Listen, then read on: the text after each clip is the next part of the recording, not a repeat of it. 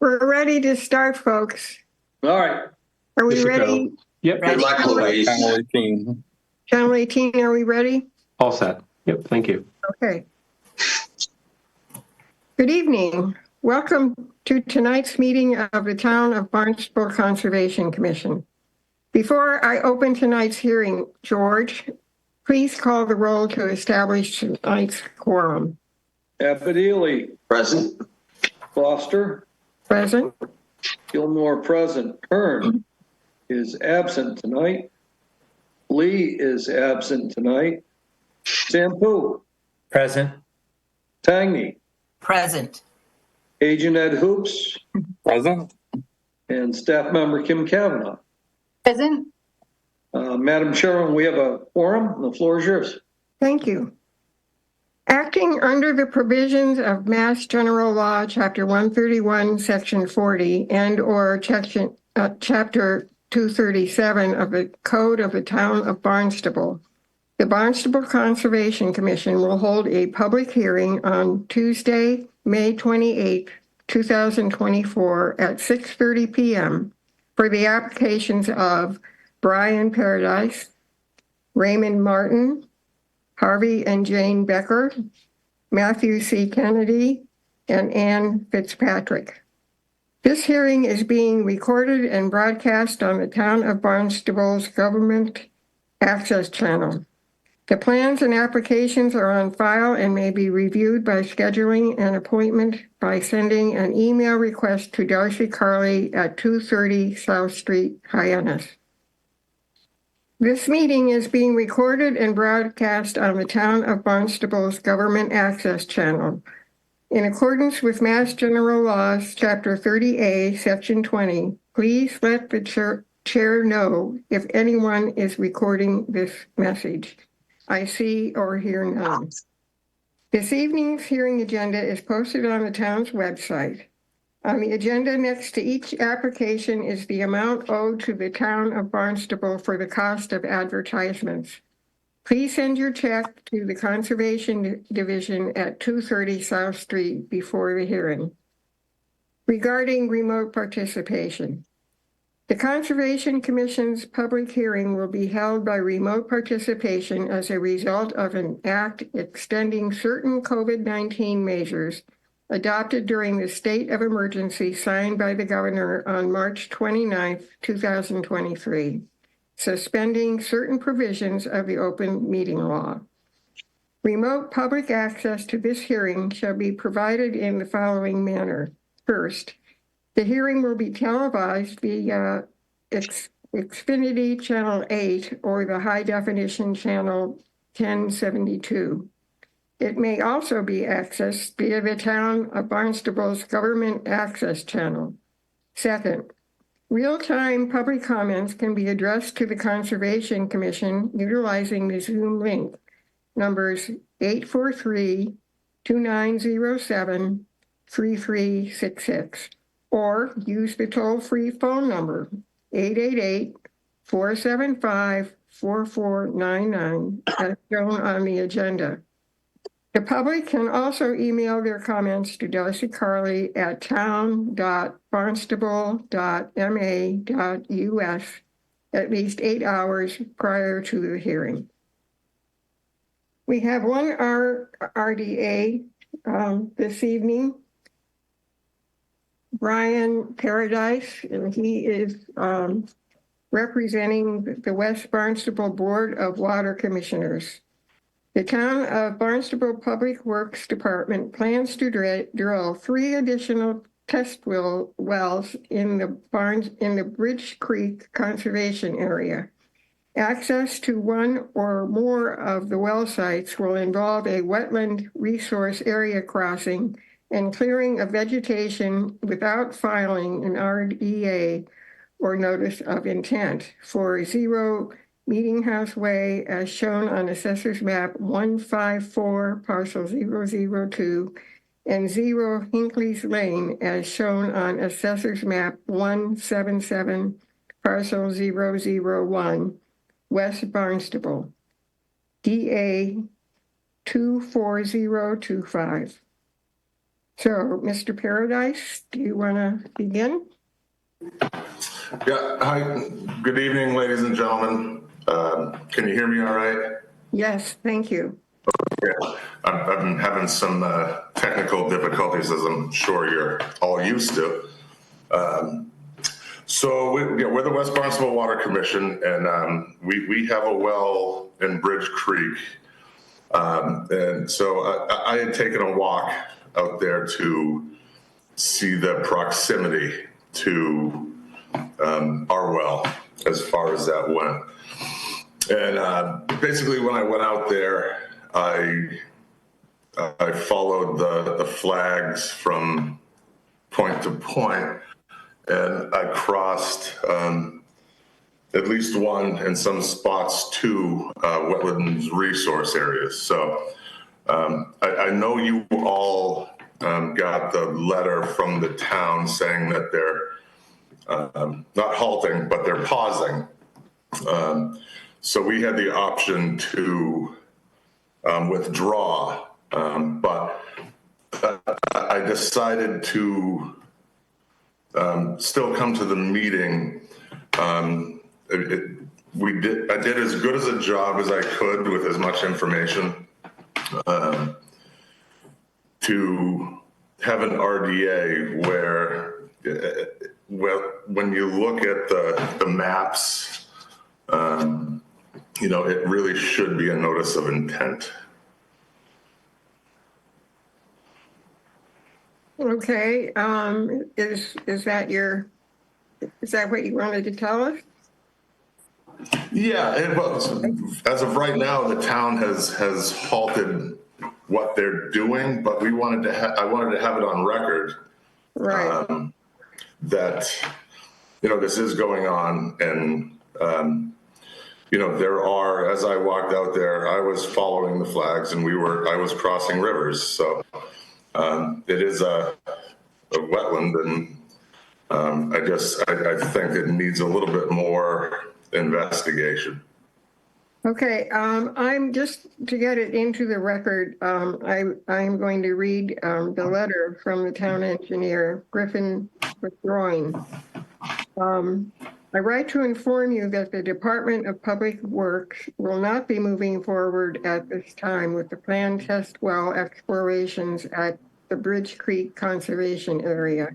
And with that, are not currently proposing any related work, excuse me, or activity there, including any such work or activity within the jurisdiction of the Wetlands Protection Act or the Town Wetlands Ordinance. We remain of the opinion that the previous proposed test well explorations at the Bridge Creek Conservation Area are exempt minor activities in buffer zone that are temporary in nature, have negligible impacts, and are necessary for planning and design purposes. For example, installation of monitoring wells. In accordance with 310 CMR 10.02 2B 2G. However, if in the future DPW decides to revisit proposing test well explorations at the Bridge Creek Conservation Area, we commit to filing a RDA to seek a written determination from the Conservation Commission on this matter. So that's for the record, and is, as you said, Yes. Brian. Yes. Yes, okay. Ed, do you want to comment on this at all, or? Okay, so I think the letter pretty much says it all, that they are DPW is no longer interested in pursuing their test well at this time. I believe their intent, if they do choose to move forward, as the letter said, that they will be issuing or seeking permission through an RDA, which is an acceptable means for permitting a test or exploratory well. With that, you still have to have to issue a determination one way or the other, whether negative or positive. But I'll let you make that decision. I think it's been asked. It's pretty straightforward. What needs to happen then with this in order to issue the determination? Okay, commissioners, John. Yeah, thank you, Louise. I'm not quite sure what we're voting on yet. I'm not quite sure what's being asked of us. There's no protocol, there's no plan of work in front of us that we could review and decide whether an RDA is sufficient, or we issue a positive determination, which would force the town to file an NOI. That's our normal procedure. So I'm just struggling a bit with what we're voting on here. So Mr. Paradise, maybe you can help me out with that. I mean, there's nothing in front of it, there's no work plan that we would normally see and then would review it and say, yeah, this definitely is more than a minimum. You need to file an NOI. So we issue what's called a positive determination. But without something in front of us, I'm not quite sure what you're asking us for, sir. So you can help us with that. Yeah, sure. So I know this is certainly out of the ordinary, us following an RDA on somebody else's work. So we put together as much as we could that we could gather. What I hoped out of this is a positive, and I get a need for a notice of intent where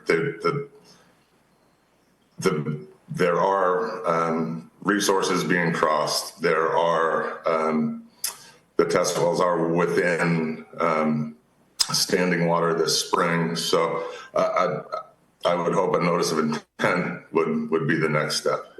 Let me just say, if based on your letter, we were voting on either a negative or a positive determination, I would say based on the input you gave us, I would say, yeah, this would require filing of an NOI. So therefore I would say, yes, based on this information, if you were going to, or somebody was going to go ahead and work, I would say, well, this is positive determination, you have to file an NOI. But if the town, 6 months or a year or whatever, it comes back before the commission with a different plan, then this vote has no applicability to that plan if it's in fact different.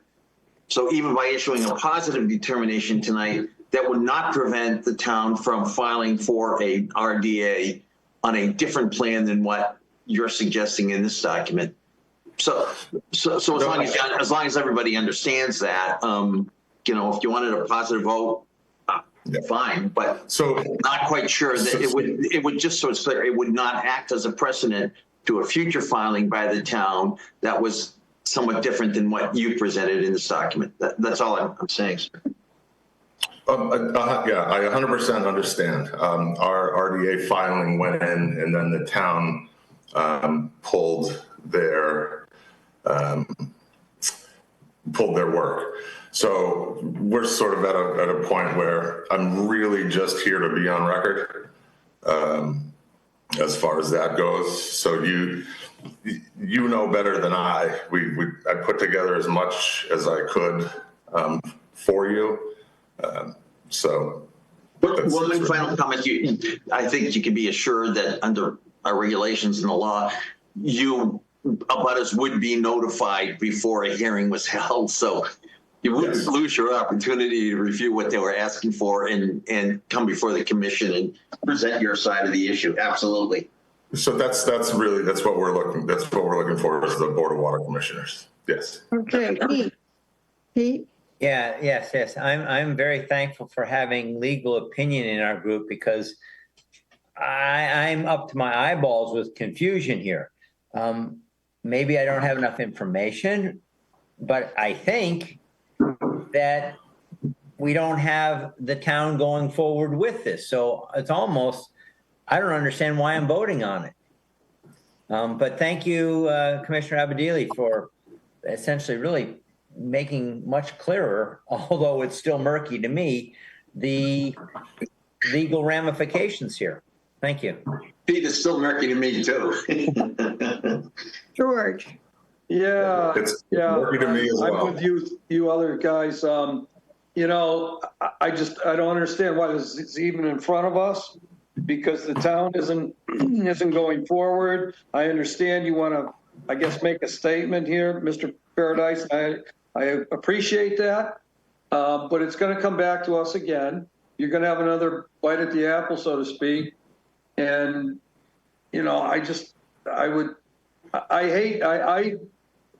have a tough time voting negative or positive for this because I don't know what I'm voting on. I would much prefer that you would withdraw this application at this point.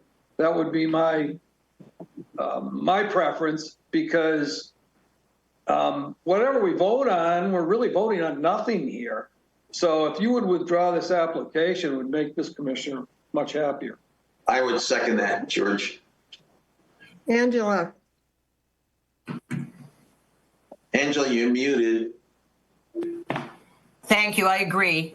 Same thing. A few months ago, Darcy sent out how they determine whether they should be filing as an RDA or an NOI. And to me, sounds like a moot point for anything we should be deciding now, because it sounds like you'd like this to be an NOI. So when this ends up being a project again, that's the decision you should make at that point, that this shouldn't be something we're voting on now at all. all right. Mr. Paradise, well, let's see. Are there any comments from the public? Channel 18? Seeing none. Okay, thank you. Mr. Paradise, would you like to, you've certainly gone on the record, which will remain if you do withdraw the application, correct? Yes, that's fine. So, what would you like to do? So I really wanted to vote today, but the commissioners seem that there's too much murky water. So so we will withdraw for today, and when the town comes back to you, we will see what's going on. See you again, right? Thanks. Okay. Thank you for that. We appreciate that. Yeah. Ed's got his hand up. Yeah, just so Brian, if you're going to withdraw, then we would just need a letter from you stating that you're withdrawing the application without prejudice, and just send that to both. Well, send it to Darcy, Kim, and myself. If you could do that, please. Brian.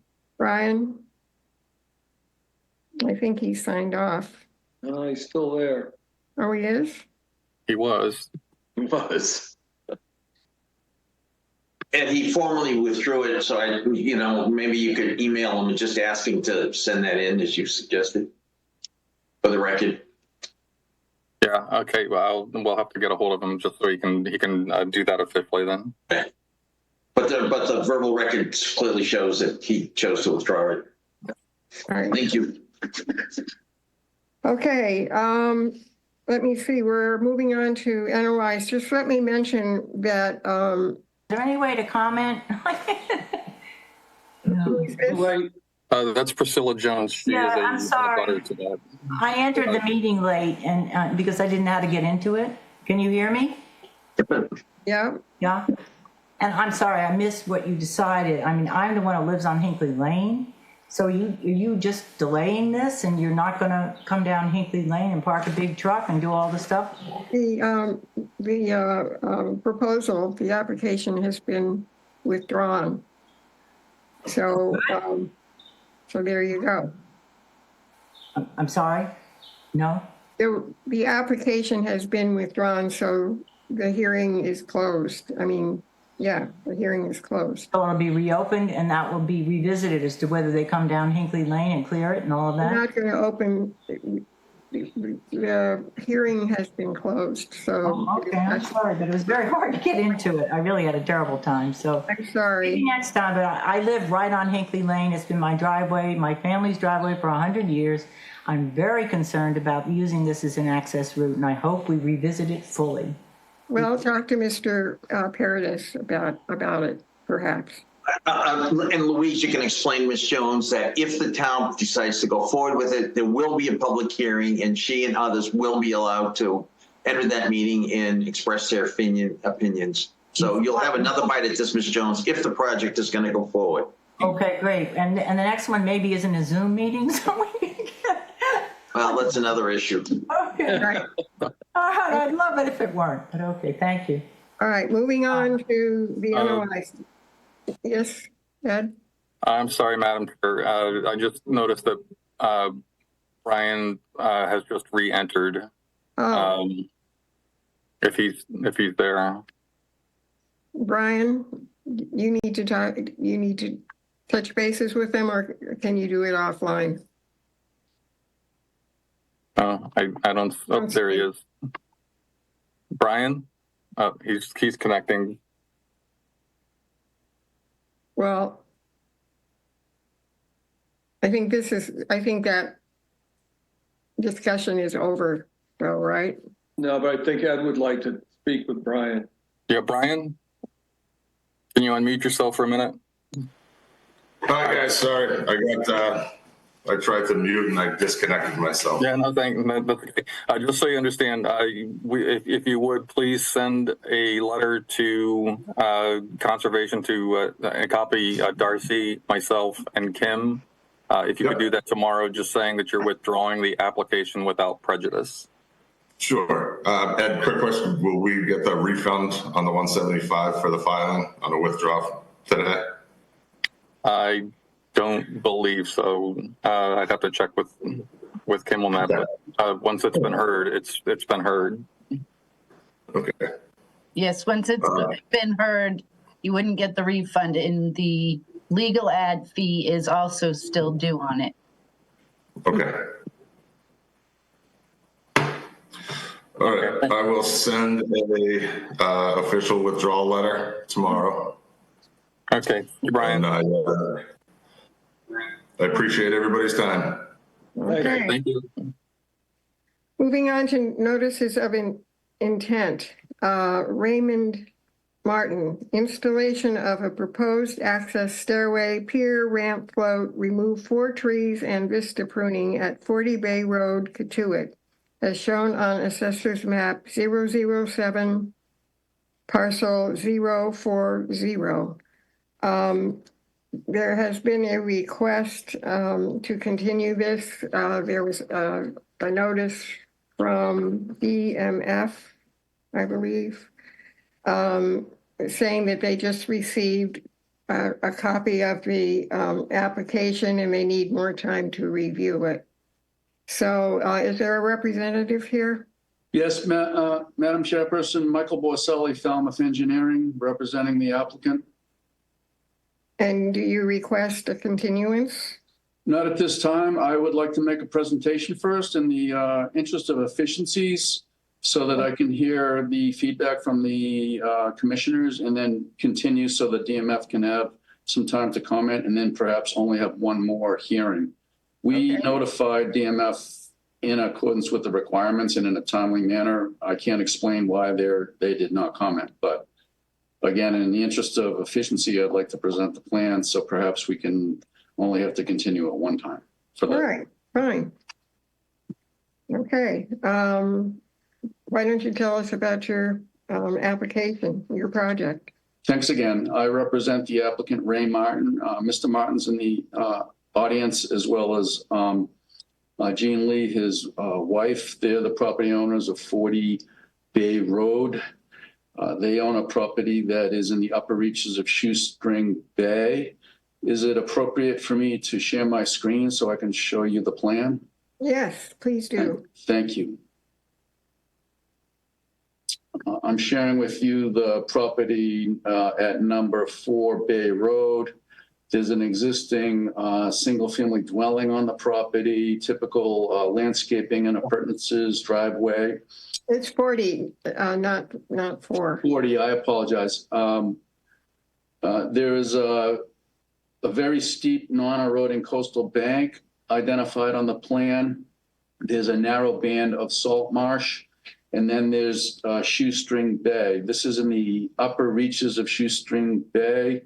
The water quality with regards to shellfish and eelgrass is on the lowest level of your rating system. We submitted an eelgrass and shellfish report with the application. There are no shellfish in this area.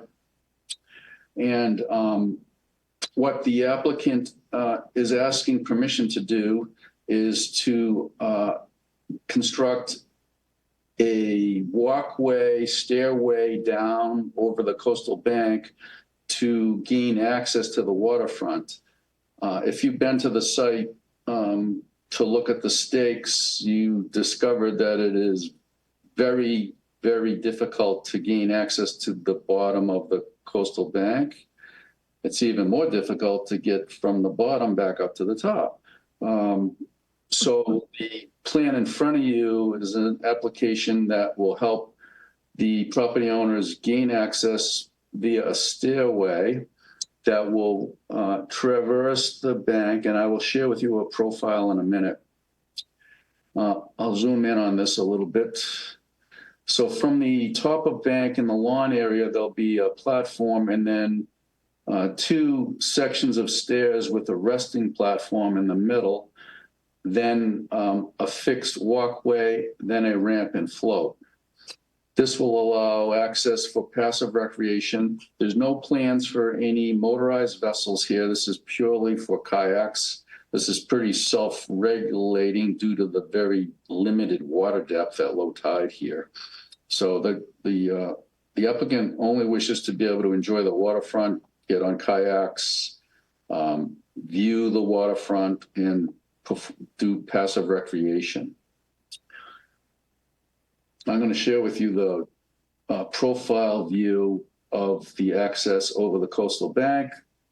You can see at the top where this platform would be, there'd be sections supported by six posts that would be hand dug to minimize any disruption to the bank.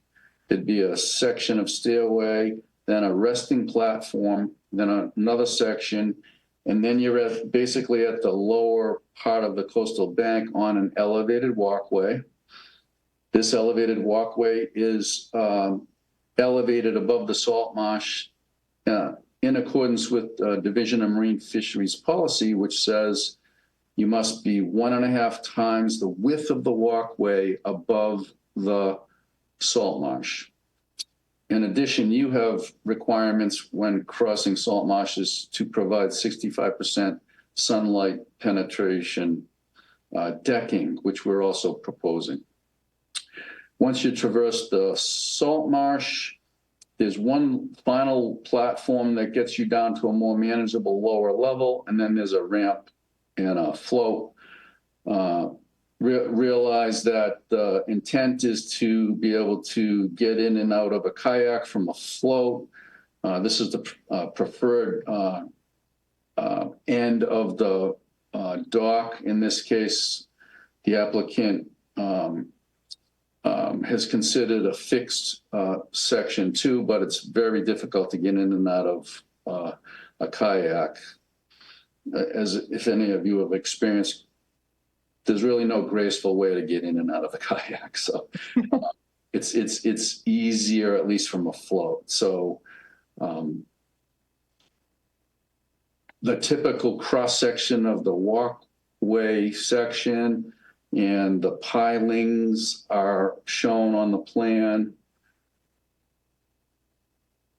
And I think that sums up the proposal for the access. This gives the applicant the full benefit of their property, which currently they can't realize the full benefit of the waterfront because the access is so limited.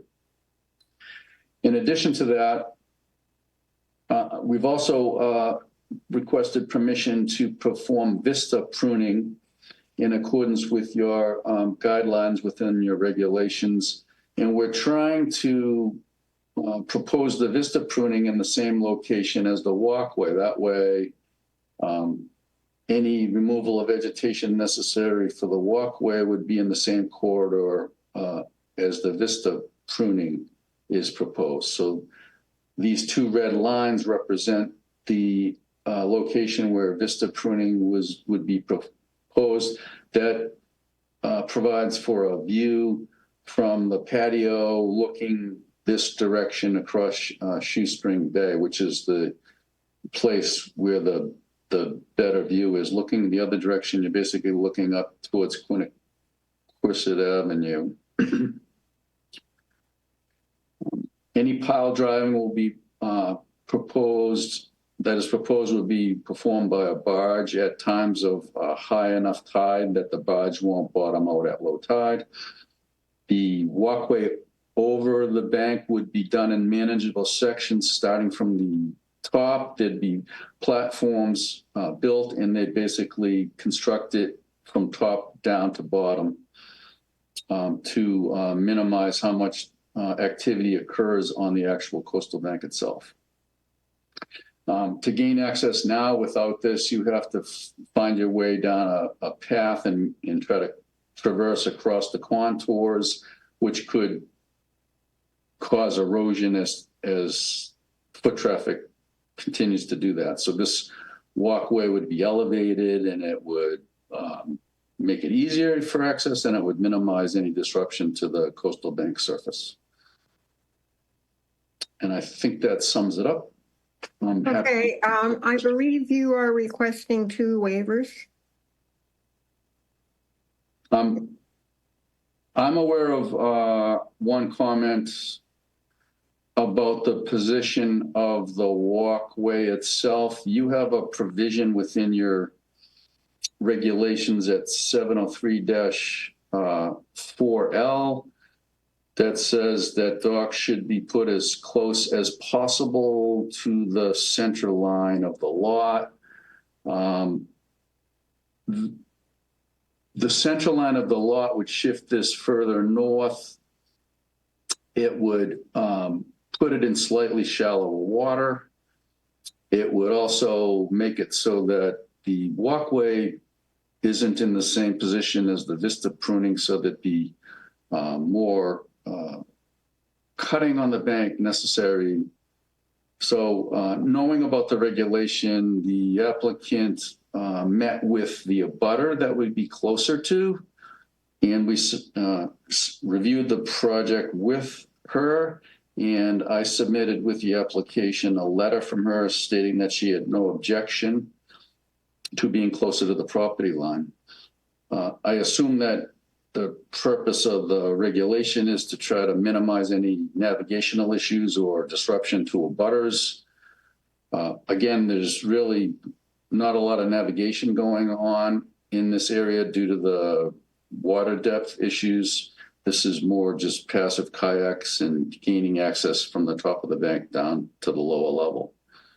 I believe that's the only waiver I requested. You requested a waiver for length. Now, I noticed that you are measuring the length from mean high water, and our regulations are based on length from mean low water. So I don't know what that number is, but it may be that you won't need a waiver on that at all. Yeah, I got an email from Darcy on that, and I can submit a revised plan, but the distance from mean low water, I measured it before the meeting on my computer and by scale. From mean low water seaward to the end of the float is 32 feet. And does that meet our regulations? I'm not based on the width, half the width of the shoreline? Yes, because the half the width of the shoreline, the actual width of the shoreline is 105 feet. So half of that would be 52 and a half feet. So you only, if you look at it that way, in other words, within the realm of our regulations, you don't need a second waiver. Correct. Okay. Thank you for clarifying that. Okay. So commissioners, given all that, what are your comments?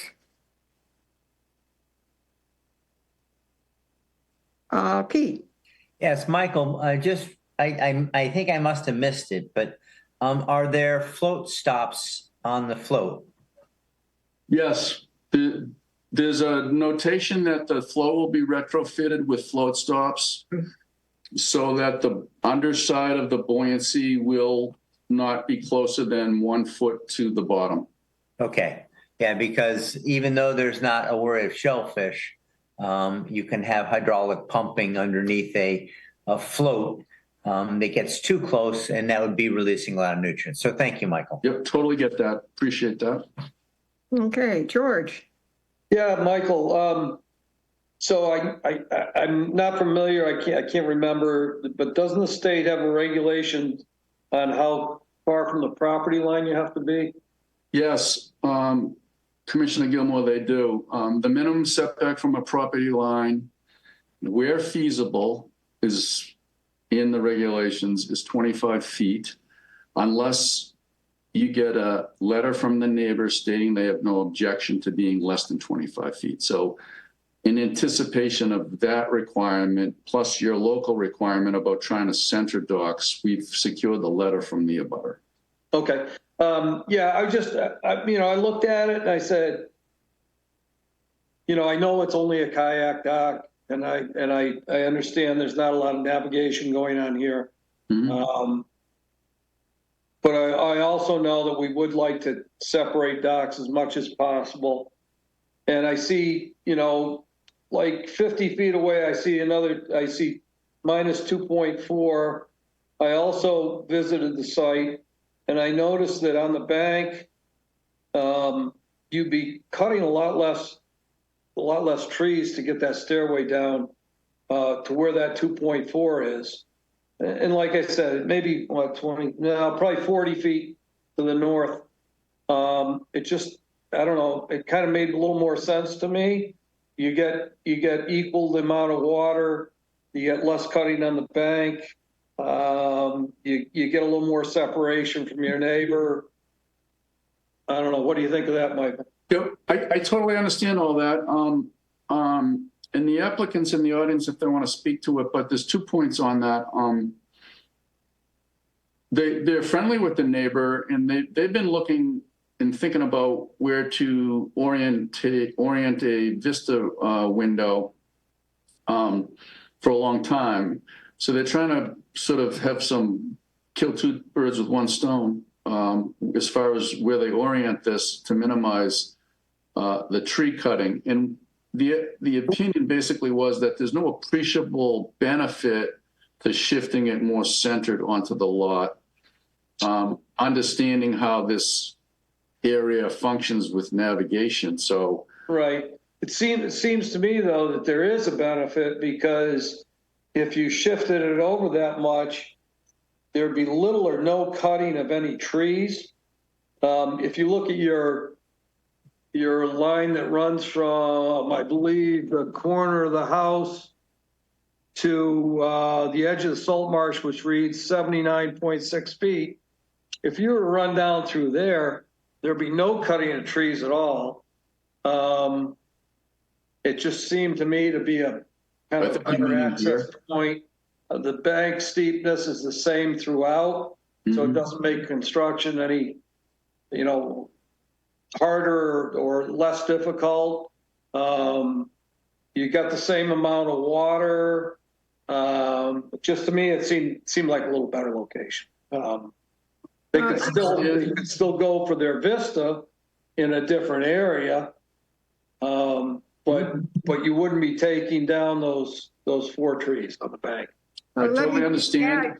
Let me just add that normally we allow 2 vista corridors. So the second one could be where you originally proposed it, and the major one could be at the new location for the pier and the steps. So Okay. you'd have both of those, so. I'm sure my client is listening, and as you know, we do have we will be asking for a continuance, so I'm happy that came up and we can consider that. Okay, well, we have more comments. John? Yeah, Louise, let me say I would be very cautious before this commissioner would vote on this size property for 2 Vista corridors. So let me just go on the record of saying that, given the size of this property. Secondly, when I was out there, Mike, I looked at the neighbor's dock and looked at your proposal. And let me say, outside, I have no problem with them getting a dock in this area.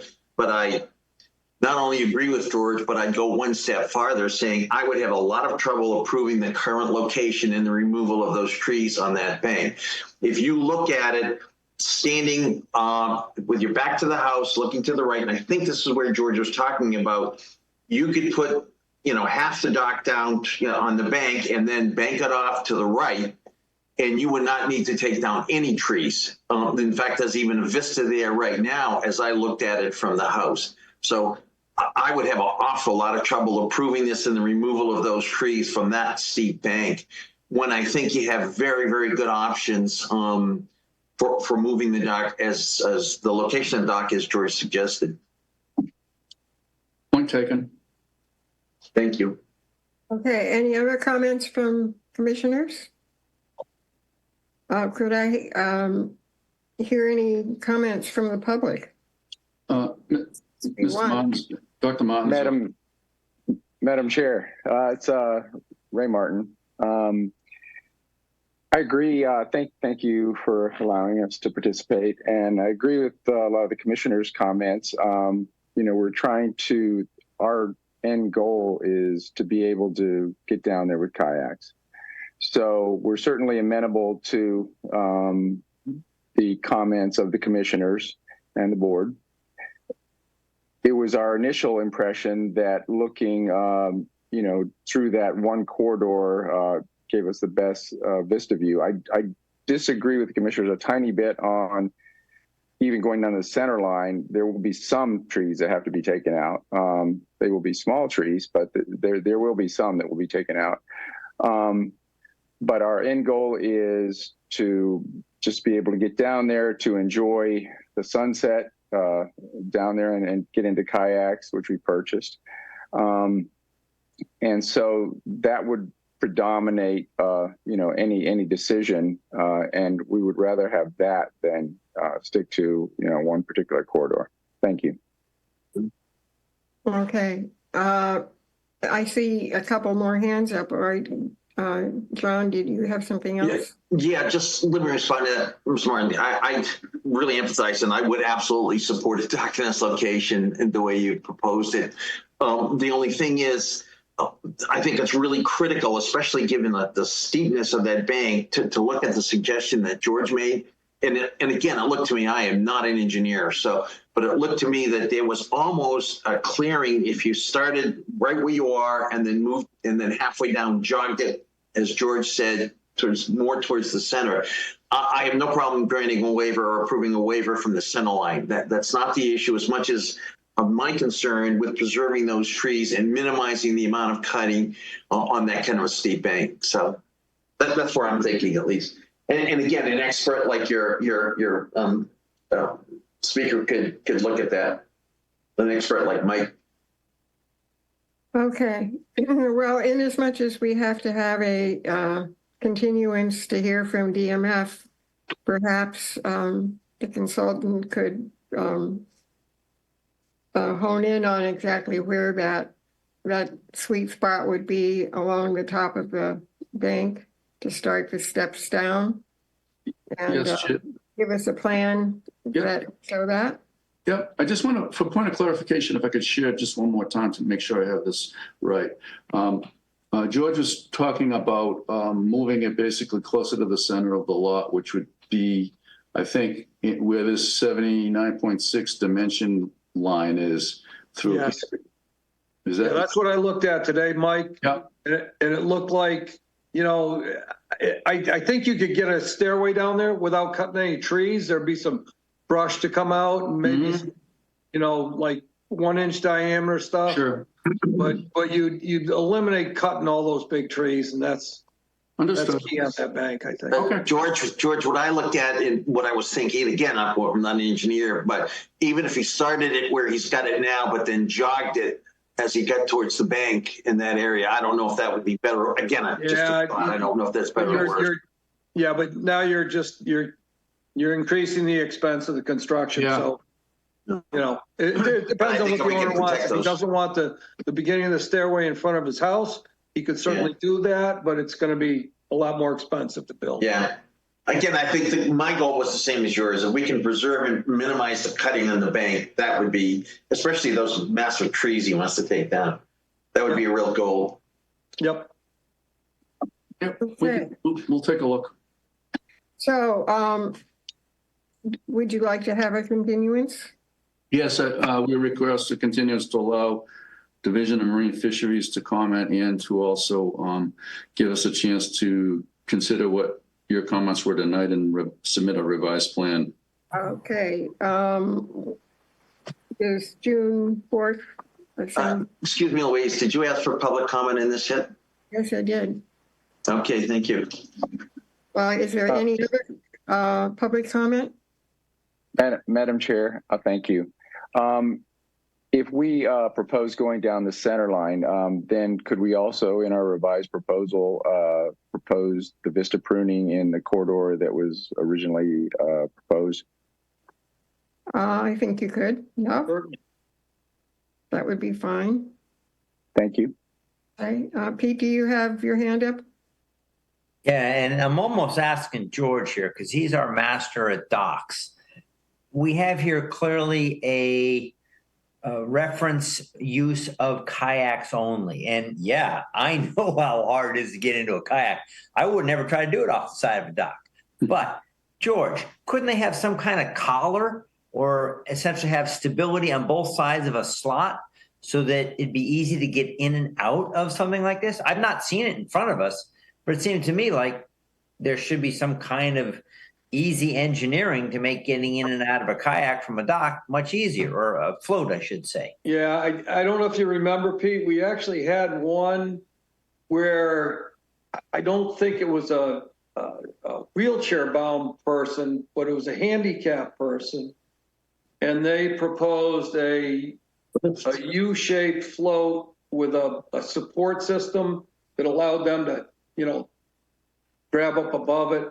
But I don't know. I've gone into a kayak off of a float, and it's not ideal, but it's not impossible by any means. Okay. Well, I would say I have tried it, and it's not easy for me. But if you are next to steps that are coming off the float, that's something you can hold on with both hands, and you just kind of lift yourself out. However, getting into the kayak, doing that is really tough. I've tried it myself, Louise, but ended up swimming. Yeah, exactly. Didn't work. There's no glamorous way of doing it. No. In fact, my wife said it was downright ugly. Yeah, it'd be good to get on video. And Okay. Mr. Martin, you don't want to fall in that water. No. I've actually tried to swim it because I have PT requirements for the National Guard, and it's full of muck and it's incredibly sure difficult is. to swim in. Yeah. Thank you for your service, Mr. Martin. It's an honor. Okay, so if you were requesting a continuance, you're going to give us a plan that reflects what we've just talked about. Yeah. The vista pruning corridor where it has been originally proposed, and also moving the position of the steps down and the dock more to the center of the property, in the spot that George and John are talking about, right? Yes, and whatever other comments DMF might have. And the DMF comments. So how does June 4th sound, or do you think that's too soon for DMF? I think it's too soon. I was going to propose at a minimum June 18th. June 18th? Mm-hmm. Okay. Could I have a motion to postpone this, continue this to June 18th? So moved. I think, double check, we may not have a meeting on the 18th. I think it's the 11th and the 25th. I think you're, Somebody check. that's my new clerk speaking. Just check. Good point. All right, so. I'll take back my motion. All right, take it back. So which of those two dates would you like? The 11th or the 18th? Was that what you said, Angela? I believe it's the 11th or the 11th or 25th. The 25th. I guess I'll take the 11th and hope that we get the comments from DMF, and I'll get you the plan as soon as I can. Okay.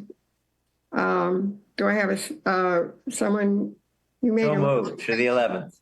Okay. Second. Okay. Roll call. Abadili, Aye. Foster, Aye. Gilmore, aye. Hearn is not here tonight, and Leah's not. Tangney, Aye. Sampu, Aye. that's unanimous.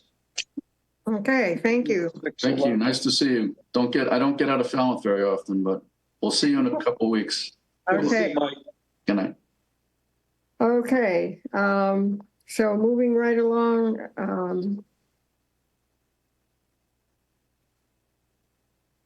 Henry and Jane Becker, proposed reconstruction and widening of existing boardwalks from 2 feet to 4 feet at 290 Bridge Street, Osterville, as shown on Assessor's Map 093, parcel 021-003, SE 36194. Good evening, John O'Day from Sullivan Engineering Consulting, representing the applicants. I will work to pull up the plan for you all. This is a little less than 3-acre parcel on Little Island in Osterville. It abuts out towards North Bay. There's an existing development that was permitted and constructed around 2002. Including a series of boardwalks that traverse the salt marsh out towards North Bay.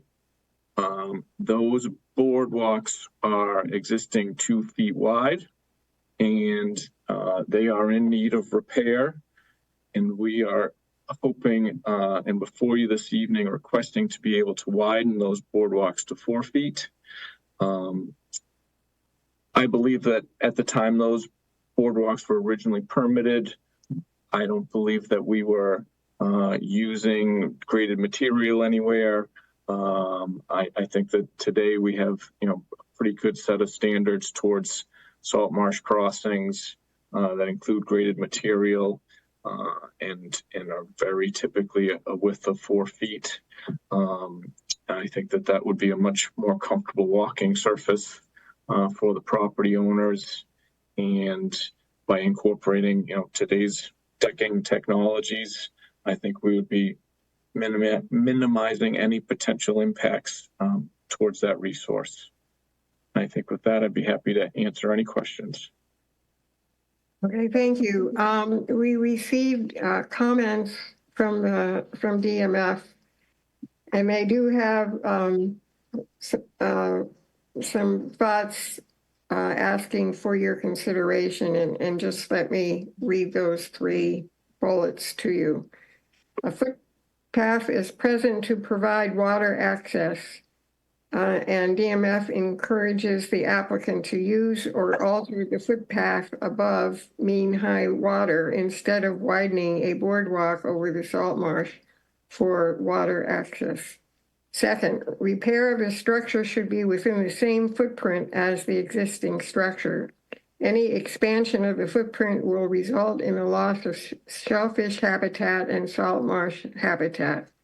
The third comment is DMF conducted 2 field studies to assess the relationship between shading, marsh growth, and dock design. These studies collectively indicated that a height to width ratio of 1.5 to 1 between the base of the horizontal stringers and the salt marsh, reduced shading and marsh loss relative to the typically required 1-to-1 height to width ratio. Current plans show a decking width of 4 feet and about 1 foot of clearance between the lowest stringer and salt marsh. Current plans do not meet the 1.5 to 1 height to width ratio recommendation. So with that, comments from commissioners. George? Thanks, Louise. Yeah, John, so you're proposing it's going to go to 4 feet wide. Is it going to stay the same height? I'm sorry, I didn't. The plans call for it to maintain the existing height. Okay, and it's going to be graded decking throughout? Correct. Okay. Yeah, I built this thing many, many years ago, and I know it's in bad need of repair. Is there any chance, presently it's only what, maybe 1.5 feet above grade? The decking, I believe, for some reason the plan dropped out. I'll bring it back up. EMF says 1 foot. To the bottom of the string, that may be true. I think that we give the And I know I don't want to raise this thing up too high because it's going to be unsightly at that point. But maybe if we raise it to 2 feet above grade for the decking. We have the decking at 20. The decking's at 28 inches, so we're over 2 feet to the decking already. Okay, all right. Yes, our regulations allow for 4 feet wide. You can't carry anything down a 2 foot wide walkway, so I have no problem with this whatsoever. There's also I kind of DMF's comment about shellfish. I don't know where the shellfish are because it's all marsh underneath this thing. So. And if I could just respond to their comment about mean high, trying to more utilize pathways above mean high water. So mean high water in this bay, according to the tidal datums, is around elevation 1.1. And I'll do my best to trace, but I mean, this was the one contour circling around this. So I think that kind of even the original design layout had taken that into account of like, well, let's stop this thing where we actually have some land and then pick it back up again on the other end. I think that trying to shorten either end of it would be mowing marsh grass. I mean, salt marsh goes to spring high tide line. So if we tried to shorten this thing on any of its ends, I think we would be mowing salt marsh grass and not just like spring tide vegetation, but like actual Spartina grass, and it would get wet. Yeah, no, your length is permitted. It's a width you're looking for. We've traditionally allowed 4 feet wide. With graded decking, I have no problem with it. Thank you. Okay. Any other comments? All right. So do we have comments from the public? Seeing none. All right. Now, so what height are we talking about in terms of addressing some of the concerns from DMF? Well, the existing decking surface is a little over 2 feet above. Mm-hmm. They would like to see it almost 7 feet above. And I think, as George said, that can start to be unsightly if they're everywhere. And I think that the commission has not always accepted their recommendations, and right, so gives more. We traditionally believe that our own regulations and what we require is better than what their recommendation is. So we've not followed that, to my knowledge. If there was some nominal amount that made everyone feel better, I mean, we're not married to it, but I'm just, Right. the So way the is plan there is carrying. is there a nominal amount that would make people feel better, or are we? Well, let me see. Pete. I'm fine with keeping it low just like it is. If they've got grading, let's 60% or so of that sunlight through. That's better aesthetically. I agree with George. Okay. And Angela? Yeah, thank you. I originally was very concerned that you weren't using the same footprint, but you are following our regulations and you did address the concerns from the fisheries. So I also will be fine with that. Okay. All right. So do I have a motion to approve this application? Yes. So moved. Do I have a second? Second. All right. Roll call. Abadili, Aye. Foster, Aye. Gilmore, aye. Sampu, Aye. Tangney. Aye. That's unanimous. Thank you, everyone, very much. Okay.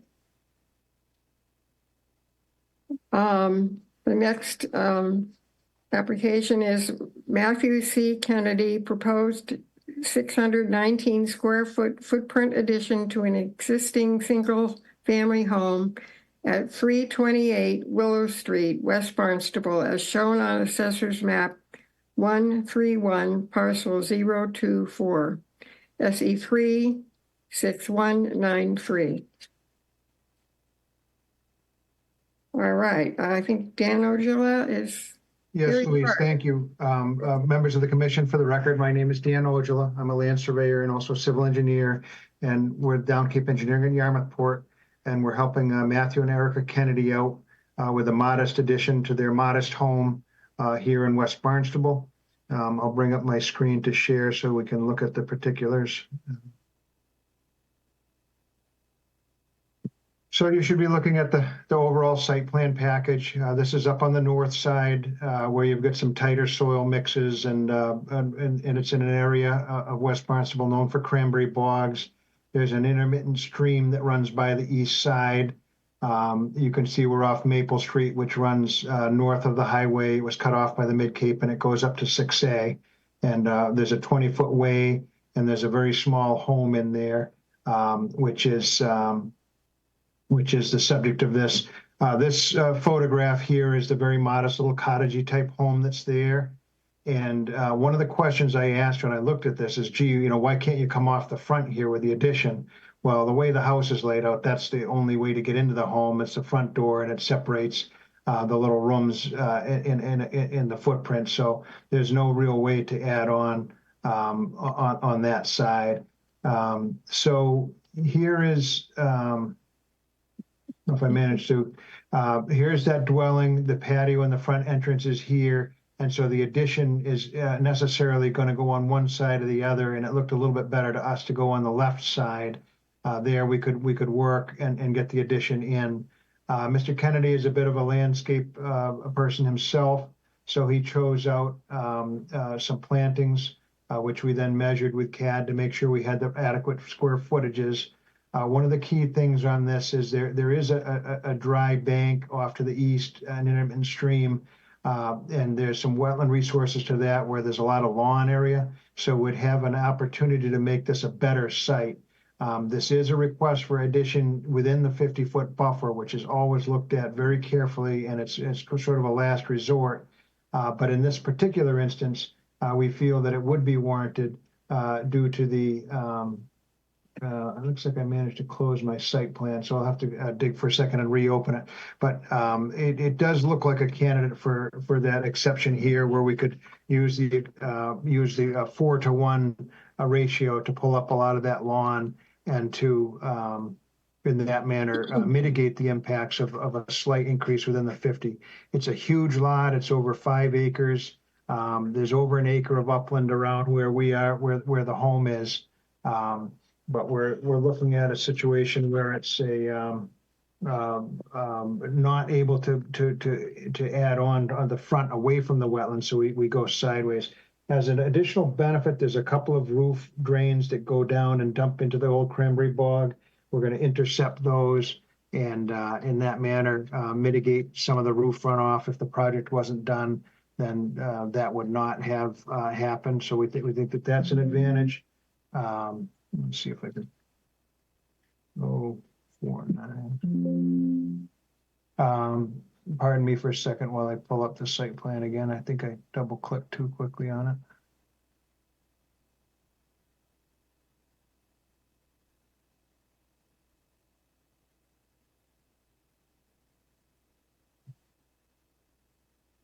So it's a 6.35 acre site.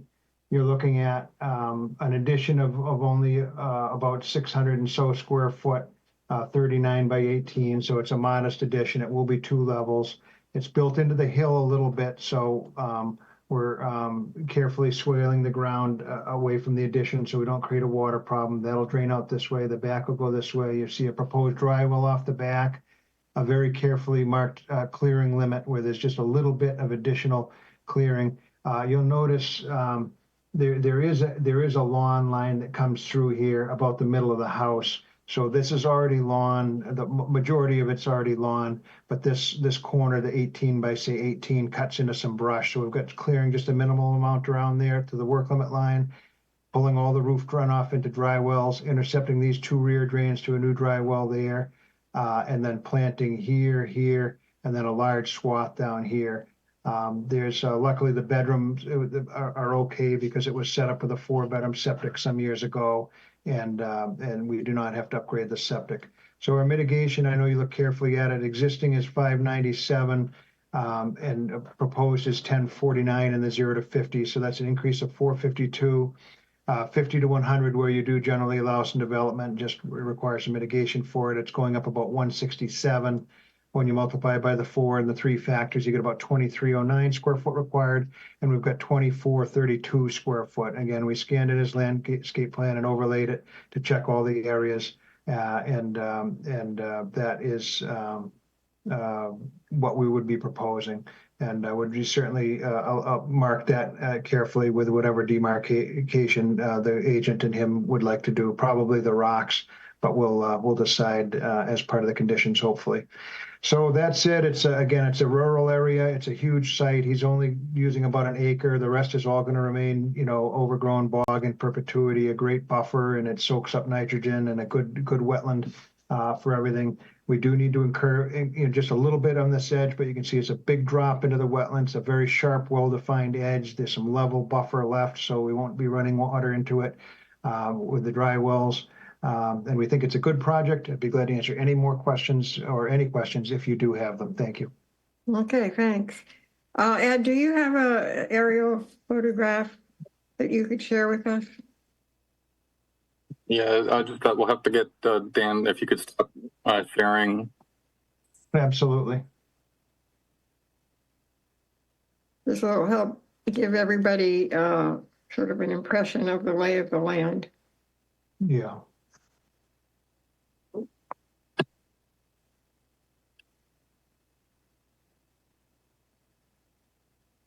Okay.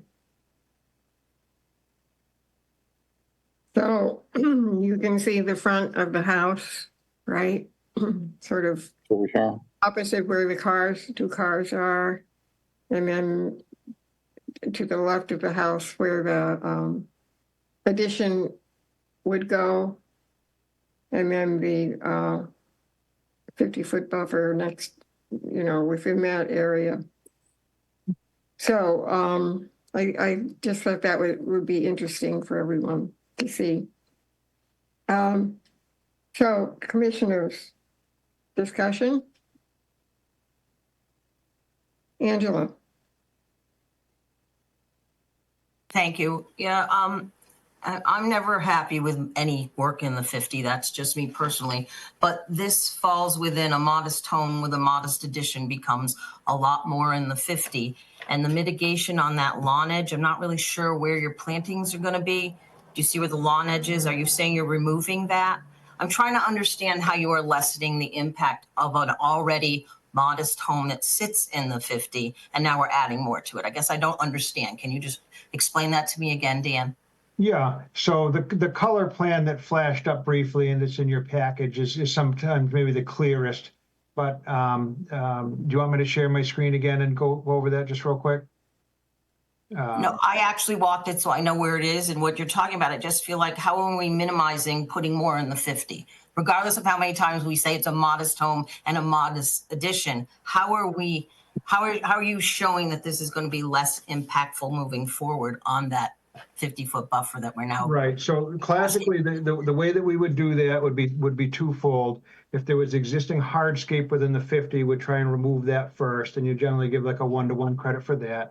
In this, case here, it was old farmland, and the bogs were, years ago completely open. But it's all grown back in, except he's got a well-defined lawn edge that's shown on our site plan.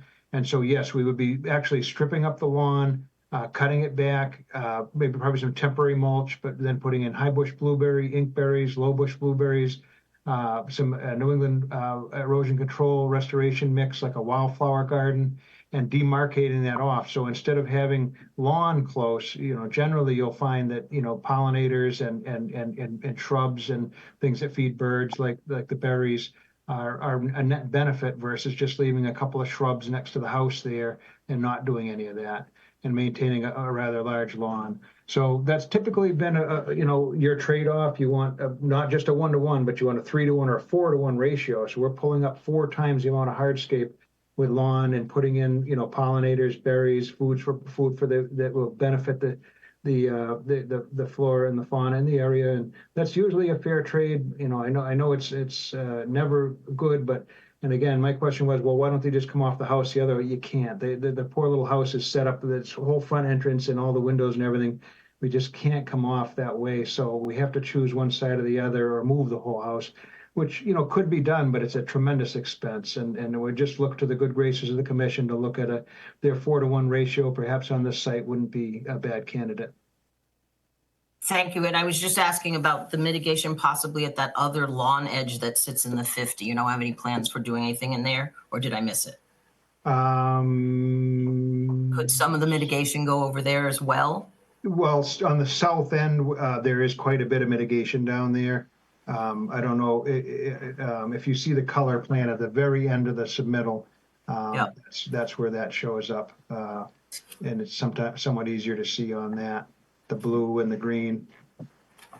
Okay, I'll wait to hear how the other commissioners feel. Thank you. Okay, and I'd be glad to share my screen if it's more clear to look at. Okay, other commissioner comments, please. Just a John. Thanks, please. Just a quick comment. I thought, again, I would agree with Angela in the sense of we look very carefully at any increases of hardscape within the 50, as Dan knows. But I think on balance, the environmental benefits of this offset that. So I kind of am in favor of this project. Anyone else? I disagree. I think that the rationale that the front door is positioned in such a way, in such a place that it precludes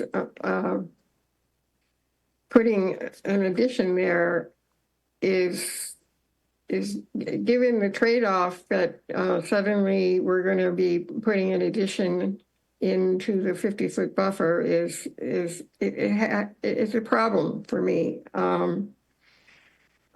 Certainly it is up to the Kennedys in terms of where they, how they want to arrange the interior of their home. But I think that somehow creatively, the addition could be put someplace else, even where the existing front door is now, and that the front door would be moved. I think the 50-foot buffer is pretty important to maintain. And I think that there's room around the other 3 sides of the house that some kind of compromise could be worked out. I have a problem with putting an addition in the 50-foot buffer with this kind of space? George? Thank you, Madam Chairman. Yeah, I struggled with this one a lot. I'm concerned with the amount of hardscape going in the 50, but I also am sympathetic to the property owner. I see a fair amount of, mitigation going in, John, to your point. Is there any room, Dan, in front of the proposed addition for any mitigation in front of that proposed addition or not? In terms of between the wetland and the addition? Yes. Yeah, we could tighten that right up. I mean, we just need 6 or 8 feet to walk around it, honestly. That's probably all we'd need if that would make or break it.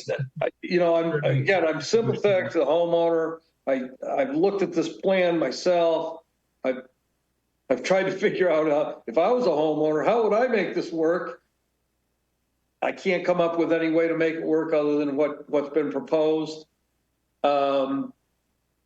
And I hate to not permit a homeowner from improving his property, especially a property like this. There's so much land here. But having said that, again, I struggle with the amount of hardscape going in the 50. And I'd be kind of, help me if I saw some more mitigation in front of that addition, if there was a way to put it in there, Dan. I guess that would be my comment. Yeah, the point well taken. It's, the trouble is it's a lot easier to come off the gable end with an addition. You're coming off the flat side, you'd have to put a big cricket in, rip the entire roof off what's there. It'd be much more expensive. So if there was any way we could do it, I think we could limit ourselves. If we went to revegetate within 6 feet of that, just pack the mitigation right around and just leave enough room to, maintain so the shrubs don't come up against the house. Yeah. And then would that tip your vote? Because it would make me feel a lot more comfortable, Dan. Yeah. Well, I'd certainly listen if any other comments, but we could certainly bring back an amended plan showing that. Any other comments from commissioners? Pete, do you have anything to say? I've been listening, and this is my neck of the woods too. Back and forth. I like the comments that George made, just tightening it up a bit. There's a huge amount of land associated here, and I will say it's modest. It's not a McMansion. We don't have this huge development in there. It's only 620 or so feet. So I have some sympathy here. I'm with George on this. An increase in removing grass, more buffer, actually from that addition, that would swing my vote. So I'm sorry. Oh, just as a draft condition, if we said to revegetate within 6 feet of the home on the north and west sides up to the 50-foot buffer and had native plantings in there, maybe that would be a good way to describe it. Do we have any public comment? Seeing none. Can you hear me? Yes. I'm the homeowner. I don't know how to raise my hand on Zoom. Originally when I purchased the house in 2015, we weren't planning on having kids, but life happens, and we have he's just about 2 years old now, and that's the reason for the addition. My wife and I, we could probably live in that small house for the rest of our lives and we'd be happy, but he needs more room. So that's why we would like to put an addition on the house. We did look at other options as far as putting a second story on or going, adding the addition to the front of the house. From an engineering standpoint, it was it would cost a lot of money to do, go towards the front or put a second story on. The reason why we chose the left side of the house was it was further away from the wetlands. To the right side of the house, the wetlands or the wetland edge is closer. So that's why we chose to go to the left side of the house and kind of push the addition towards the front.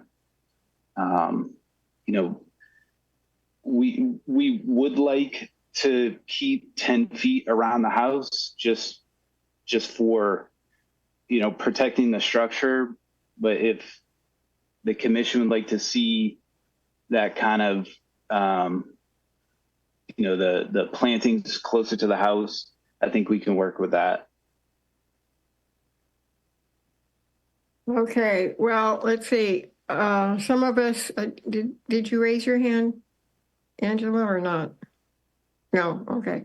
No, I'm good with this. I understand. I don't have to like it, but I understand that this is Well, with what we're given. Yeah. I think it would be nice to specifically know what the change in mitigation would be, the improvement. And you probably would need a Proposal, continue. Dan, so we can vote on it.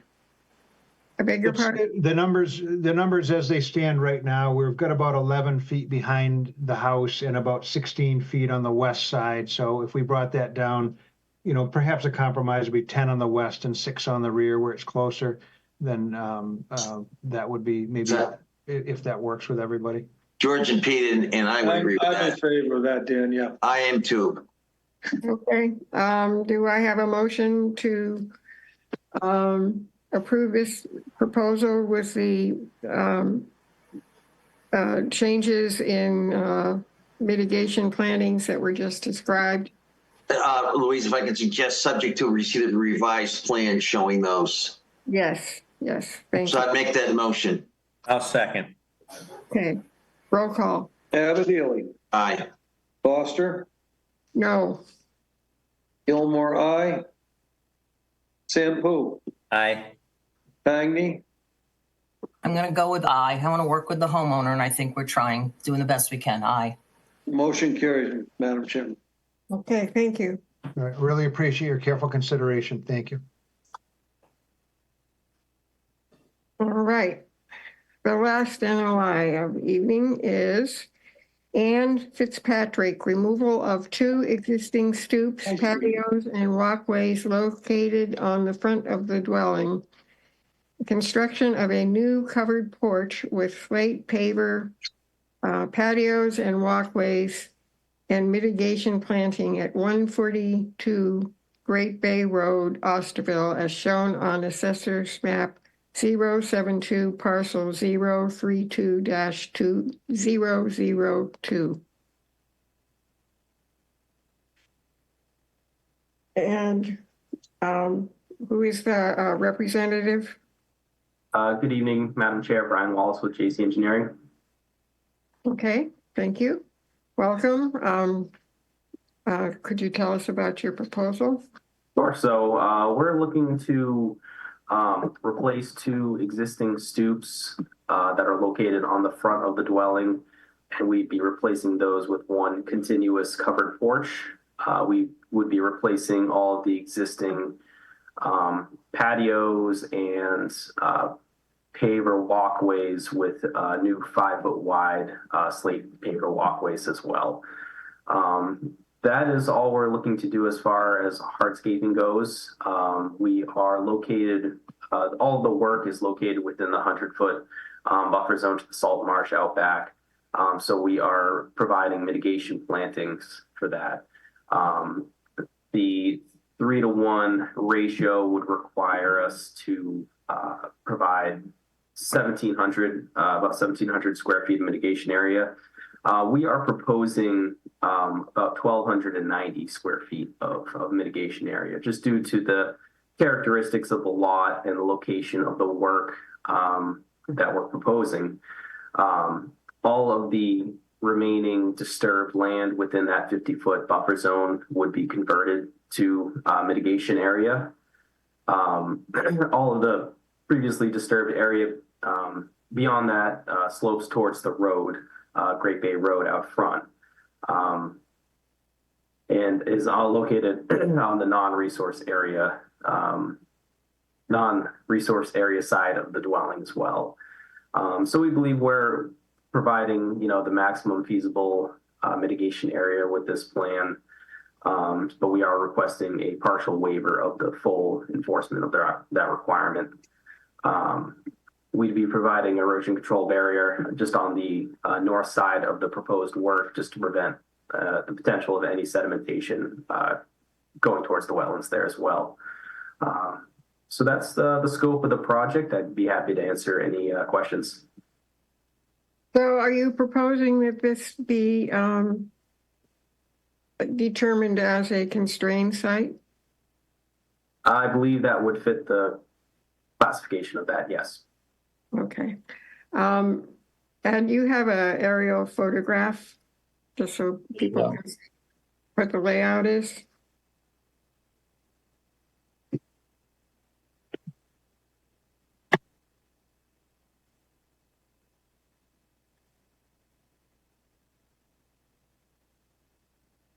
So you can see that the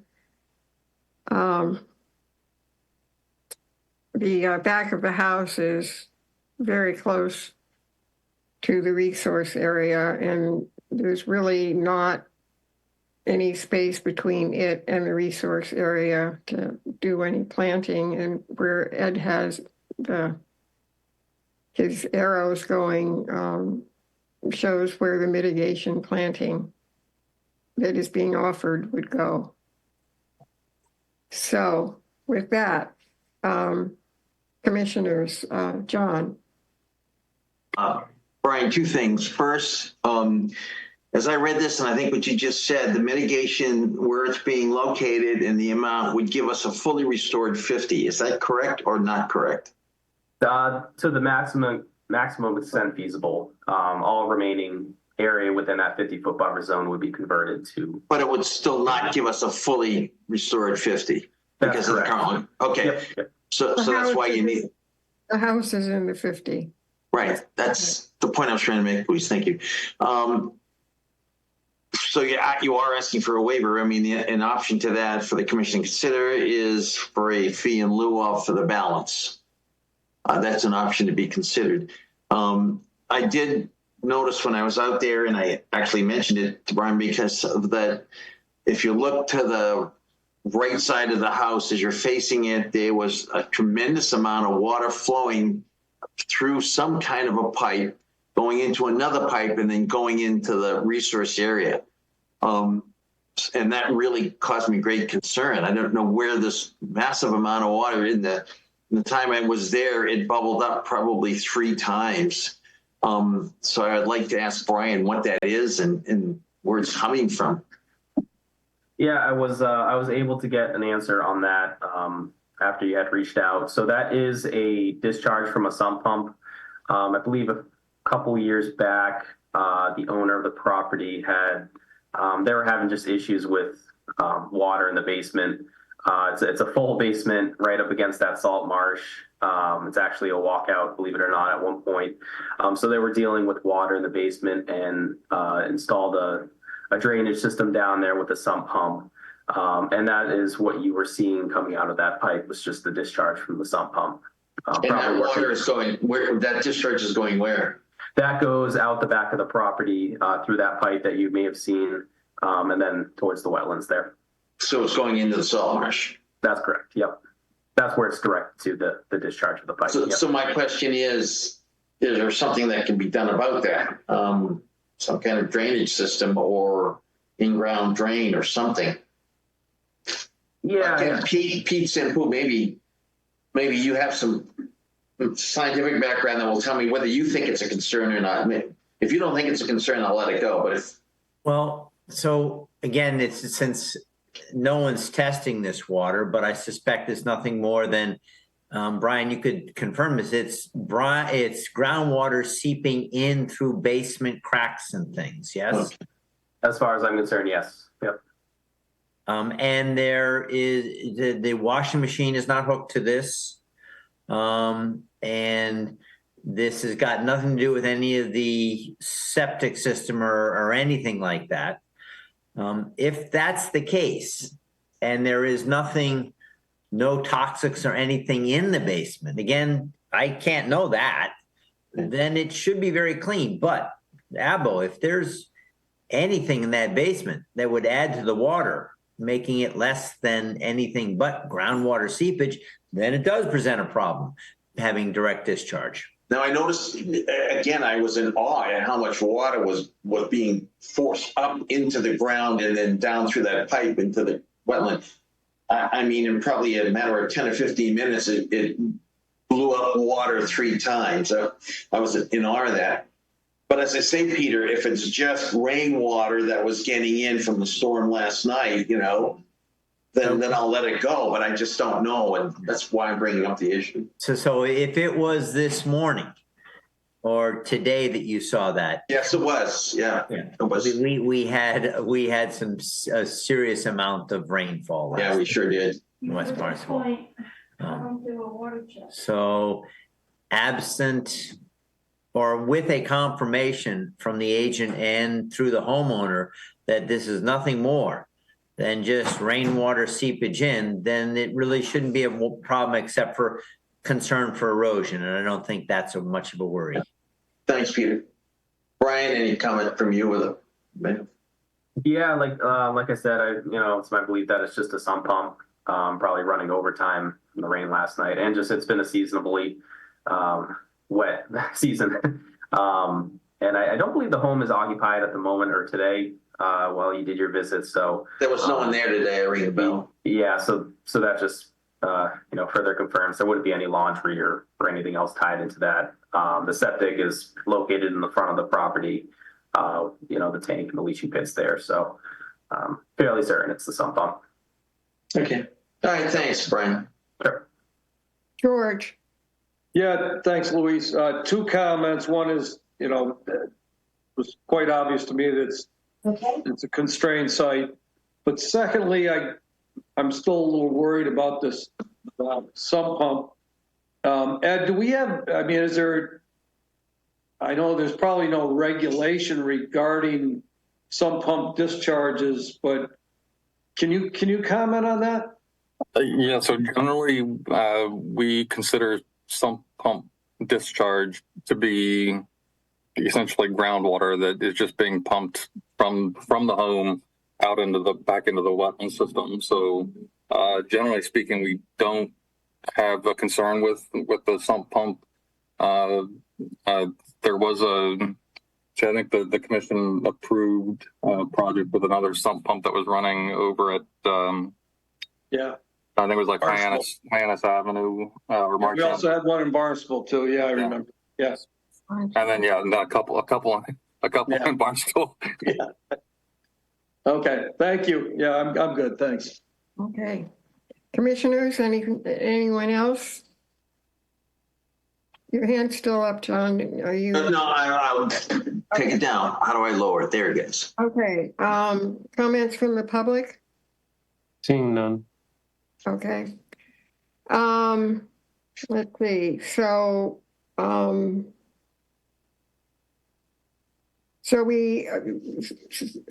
I think we have to vote whether or not this is a constrained site first, and then we move to the proposal itself. So and the only other question would be, if it's a constrained site, that means it's less mitigation on the property, but the regulations, so the guidelines do ask for a fee in lieu for the balance. Yes. We want to follow that. Yeah, but we still have to. I understand. Whether or not agree that it is a constrained site to be. Yeah, I agree with you, Louise. Okay. So do I have a motion that this is a constrained site? So moved. Second. Roll call. Abadili. Aye. Foster. Aye. Gilmore, aye. Sampu. Aye. Tangney. Aye. That's unanimous. Okay. So do we have, let's see. Do we have, do we approve this with the understanding that an in lieu fee will be paid to compensate for the, I think it's 410 square feet of mitigation, which is not going to be delivered according to our regulations? That was sort of a wordy way of saying it, but. If I could comment in that, because of consistency and the need to be consistent, this is what we have done in the past. We've said it's constrained. You can either do something off property, but in this case, it's probably easier to just to give, what is it, $3 and something cents, I think now still, times that amount. So I would advocate that we say we're going to accept this mitigation on the property and in addition, a fee in lieu of. I just think to be consistent, we should do that. Yeah. And it's not a lot of money. I make that motion. Okay. Do we have a second? Okay. Roll call. Abadili. Aye. Foster. Aye. Gilmore. Aye. Sampu. Aye. Agney. Aye. That's unanimous. Okay. Thank you. All Thank right. Moving on to continuances. Let's see. I'm sorry, Madam Chair.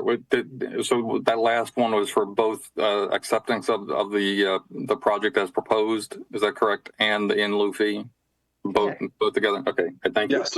Just clarifying. Let's see. The continuances, we have 5 of them. The first one,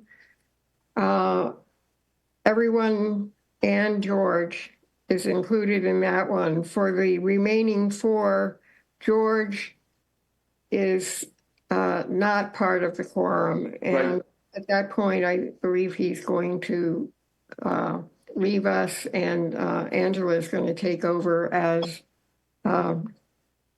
clerk. That is correct, Madam Chair. Thank you. Thanks, Gilmore. Thanks. My pleasure, John. The first continuance, it was continued without testimony. The hearing was never opened. Kenneth H. Miller, construction of 12-foot wide post sonotube supported elevated open deck on south and west facades of existing dwelling at 1211 Craigville Beach Road, Centerville, as shown on Assessor's Map 206, Parcel 054, SE 36190. Again, continued from the 14th of March. And Arlene, you are the representative. Yes. Good evening. Excuse me, Madam Chair. I think that was continued from the 14th of May. What did I say? March. Oh, yeah, right. May. Okay. Thank you. Thanks for the correction. Good evening. Arlene Wilson, A.M. Wilson Associates, here for Mr. Miller and his wife. I'm going to try and share my screen.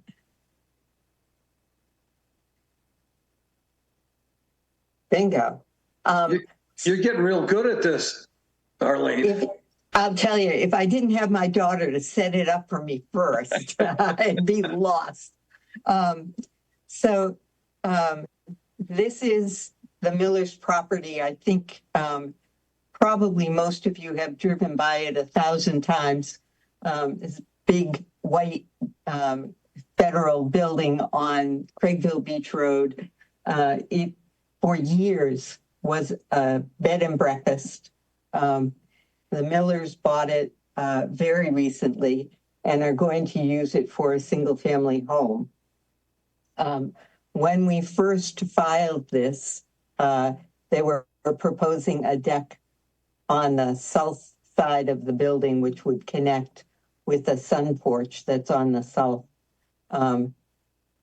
Since then, and as a result of some comments from the agenda committee shortly before the original hearing was scheduled, we have revised the plan to move the deck in this location and make it smaller than it was originally proposed.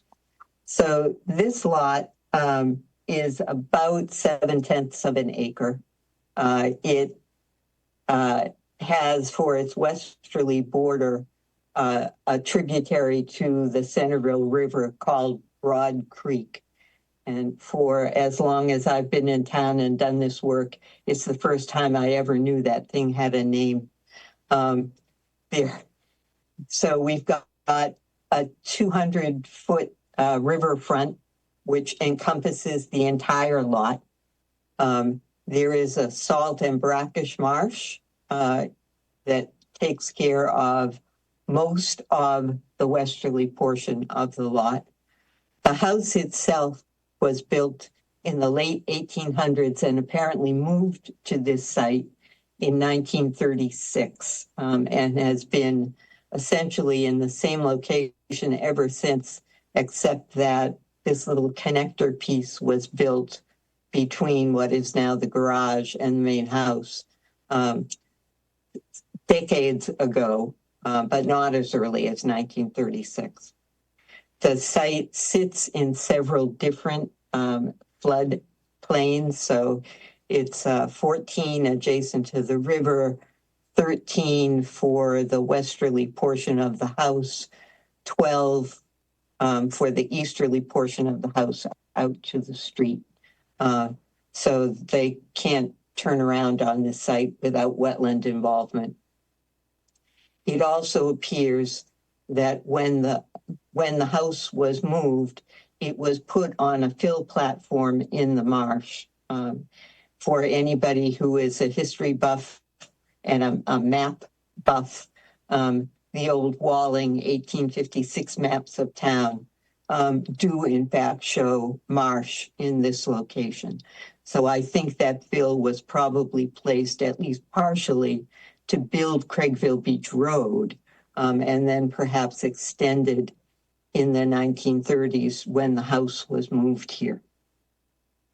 The result of that is that we have wetlands on the site based on vegetation that run just beyond the footprint of the house, and based on soils, which the new delineations really want you to look heavily at soils. So that's at about the 3-foot contour that is roughly the annual flood line and the toe of a 100-year-old fill. What we're proposing, and for those of you who have been out there, you know that the backyard has been mowed historically and mowed for so long that we've got lawn grass growing where 100 years ago it was probably salt marsh. So the back portion of the house, you can see the underpinnings of the house, including all of the utility piping. And so it's important to be able to continue to get around the house to do maintenance on the utilities and the underpinnings of the house that way. So we're proposing that this deck be at the first floor elevation. It'll be supported by piles in the area that's now grass and mowed. We're also proposing that to take the guesswork out of where people should mow in the future. We're installing a fence along this line. It is somewhat inside of the existing mowed area. So that will give you back about 700 square feet that will, I'm pretty sure, regenerate into salt marsh. The deck itself is now proposed to be 350 square feet. but the support system, which will actually be at ground level, is only 3.5 square feet. The original proposal was for 560 square feet of deck. So it's been tightened up quite a bit.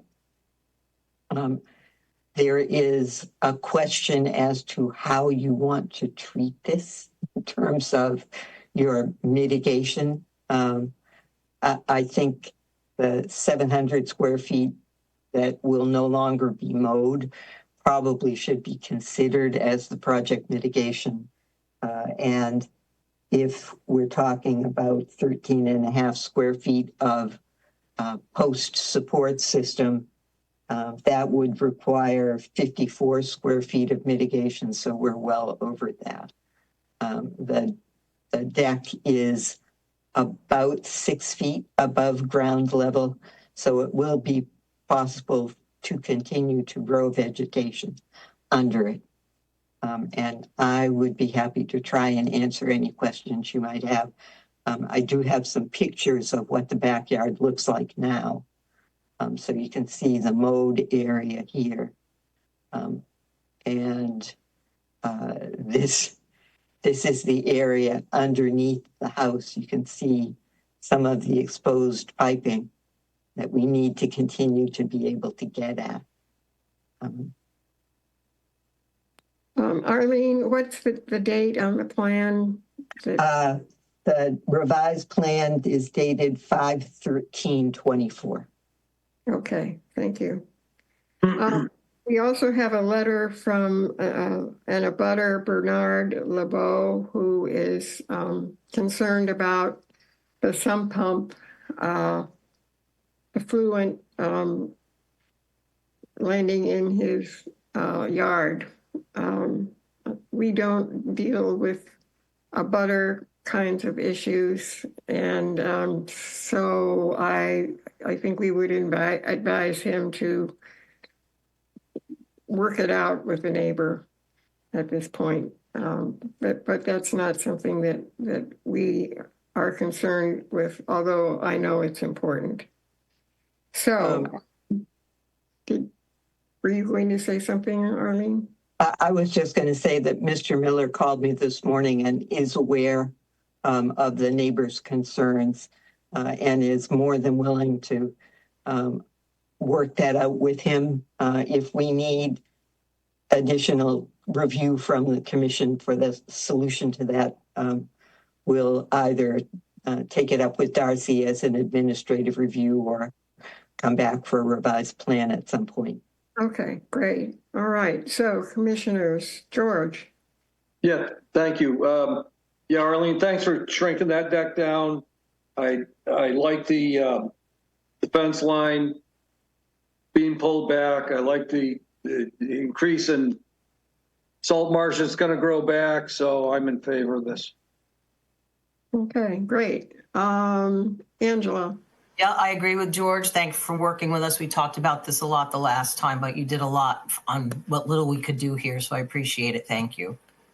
Okay. Anyone else? Do we have comments from the public? Hold a second, Pete. Pete's got a comment.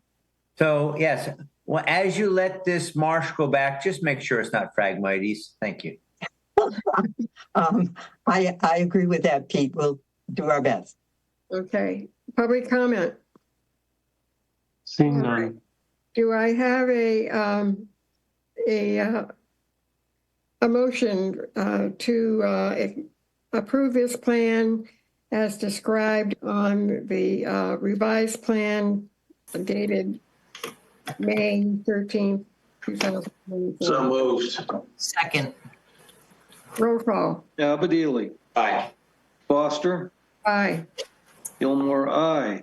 Tangney. Aye. Sampu. Aye. That's unanimous. Okay. Thank you very much. And I will say good night. Thank you. Good night. Good Thank luck, George. commissioners. Good luck, Participation. Angela. All right. The next continuance is David Cassu, trustees, David M. Cassu, Living Revocable Trust. Construct new 3-bedroom dwelling within 100 feet buffer zone to bordering vegetated wetlands at 589 Whistleberry Drive, Marston's Mills, as shown on Assessor's Map 061, Parcel 050, SE3 6192. Continued from May 14th, 2024, and it's everyone here. Hi, good evening. Darren Meyer here, representing Dave Casso. He's property owner at 589 Whistleberry. Before you tonight with a revised plan based on comments from that hearing on the 14th. I'll briefly go over the proposal again. Is basically to construct a brand new 3-bedroom dwelling within the 100-foot buffer zone. As you can see here, about half the house will be within the buffer zone, proposed deck and stairs. We've altered the location briefly or modestly from what was proposed last time. This is more in line with what the owner was looking to have on the property. With that being said, we're 66.5 feet from the edge of the deck to the wetland. We provided a work limit line here, about 60 feet away. The plan is to have the majority of the property remain native plantings. The owner is going to propose a lawn area on the lower right-hand side of the building. That's a 30 by 3,900 square foot lawn area. All of that will be outside the 100-foot buffer zone. With respect to some of the concerns and comments that were made at the last hearing, we've revised the plan. That plan revision date is May 22nd. To show the rinsing station, which is right here on the southeasterly portion of the property right up against the fence. That runs right along the lower property line. There was an area of activity that some of the members were concerned about. There is a dashed line that's following my cursor. Basically, it follows the majority of the 100-foot buffer zone as we had that staked previously, so the owner tried to maintain any activity outside of that area. The hut that's there is within that area of activity, just right near where the proposed shed's going to go. As far as the landscaping, I outlined the lawn area. Otherwise, in the front yard and along the back, it's just going to be native materials left to grow back in once the backfill is completed around the new foundation. The retaining wall here is to retain any grade so that there's more of a level backyard here, but there will be no landscaping. It'll all be put back into native materials. The walls made out of, at this point, concrete, similar to the foundation, but there is a chance that this rear wall will be a couple of stones rather than actual concrete. The house has been dimensioned. The structures itself, the deck, the house, and all the runs around have been dimensioned with linear dimensions. And the work limit has been, like I said, modified to accommodate the change in the house. But the line of demarcation that the homeowner would like to use would be the 50-foot buffer zone. I think he's proposing a single rail fence along that 50-foot buffer zone line. Happy to answer any other additional questions with regards to the plan. Okay, it sounds like you've pretty much covered what we asked you to do. I should just mention that, just a reminder that any kind of landscaping, including lawn, etc., in the fullness of time, could go all the way down to that demarcation fence. Just as a reminder. Well, this is what he's proposing, so that's why I'm showing it. Right, but in terms of our regulations and what this plan allows, what I said is true, and there's nothing wrong with that. I'm just reminding people of that. That's fine. I appreciate that. I do know the owner has no interest in going any further than what he's shown. He wants to keep it, the vegetation intact as it sits on the ground. Right. He loves his blueberry bushes, right? Yes, he does. Okay. So, commissioners, Angela. Yeah, no, it sounds like you did the dimensions we're missing and they're here. Demarcation is at the 50. The only question was, did we discuss how they were going to keep the existing footpath, how you were going to clear it? I can't remember. Did we talk about that the last one? That's the one thing I don't have in my notes that you didn't bring up tonight. We didn't discuss it last time. The footpath is already existing. It's been lined with some wood chip type materials. I think that just by use, sheer use, it will maintain. I don't know that he has any plans to change that or modify that. I mean, he might do hand trimming, I guess, to kind of keep it at its current state, but there really was no formal proposal to do anything with it. Okay, just checking. Thank you. What is the date on this plan? I guess can I see 22nd. it? 22nd of May? Yeah. Okay, great. All right. So anything else? And I don't think we need public comments since this is a continuance, right? Yes, you do. It's still Oh, open. you? Okay. Yeah, of course. Public comment, please. Seeing none. Okay.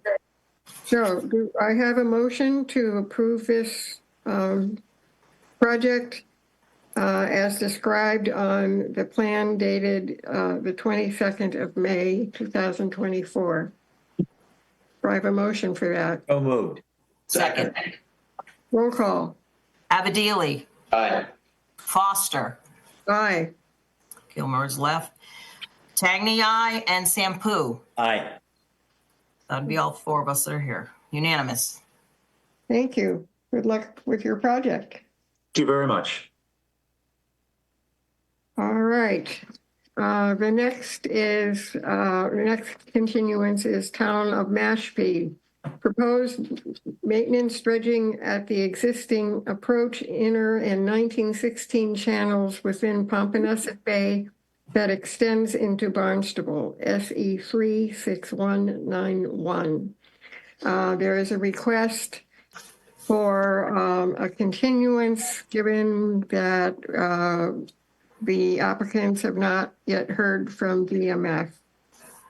So, is anyone here? I think the date, June 4th, was proposed. Yep, proposed, June 4th. So, do I have a motion to approve the continuance to June? So moved. Second. Roll call. Abadili. Aye. Foster. Aye. Tagny, aye, and Sampu. Aye. Unanimous. Okay.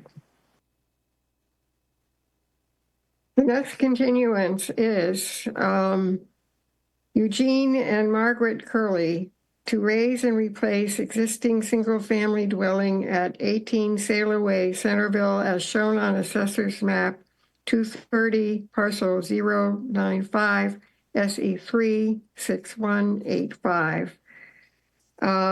We had asked the applicants to look again at where the mitigation ought to be placed. We were hoping that it would be more oriented along the water's edge, and also that the fire pit should be shown on the plan. And also that the work limit line be moved was asked for.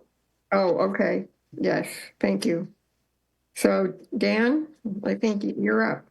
Yes, thank you. So I'll share the screen here. Hopefully you guys have seen the revised plan. Dan, I believe this is a plan dated May 15th. Is that correct? Yeah, mitigation planting locations changed. You'll remember this site was, it's a very, very park-like setting. He's maintained the trees. It's kind of a Cape Cod lawn. we've got that fire pit located, and we moved a bunch of the mitigation from just on the left where the dinghy is, some of it over and centered it a little bit more and more to the east, which was the way I understood the request to be. So that's what we did. The work limit line, I don't know that we picked up, I mean, we kept it under the 50-foot buffer, so I think that's pretty reasonable and pulled it back like this. I don't recall if we moved it too much from what you said. If you'd like it a little bit tighter, we could do it, but we are honoring the full 50. And then here you've got all your plants and a couple more over here to spread out the wealth along the whole frontage. So hopefully this is now reasonable, and I'd be glad to answer any questions. The fire pit is to be removed, I noted. Yes, fire pit to remove from the buffer area. They said that was just a temporary thing and they don't want it, so. Okay, comments? Commissioners? Okay, there was, I think during our discussion, we talked a bit about having the mitigation distributed all the way across, and it looks like it didn't quite make it to the northeast. Well, to that point, if I'm still screwing, we did put a couple plants up here on this side. We left a small path to access where those chairs were on the beach on this side, and a path here. But other than that, it's fully across because you've got all natives in here, being addition to there. You've got the trees being all across here with just a small, 4 to 5 foot path on either side. So I thought that was pretty reasonable. My guy came up with it, and I thought that might be a good middle point. Well, Pete, do you have a comment? Yeah, I'm happy with this improvement myself. Okay. Thank you. Ed.